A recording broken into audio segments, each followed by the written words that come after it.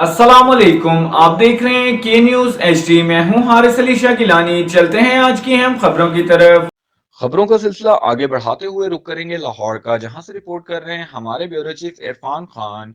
National union of journalist Balochistan के सदर Mir Shabbir Bloch ने ग्लोबल लीडरशिप में समिट का आलमी एजाज हासिल कर लिया।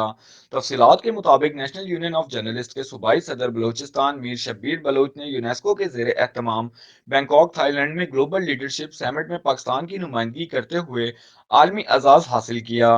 मीर शब्बीर बलोच इससे कबल भी कई आलमी फॉरम्स पर पाकिस्तान की नुमाइंदगी कर चुके हैं। मीर शब्बीर बलोच अपनी कायदाना सलाहियतों की वजह से इस वक्त न सिर्फ पाकिस्तान बल्कि आलमी मंजरनामे पर भी एक उभरते हुए सितारे की मानंद हैं।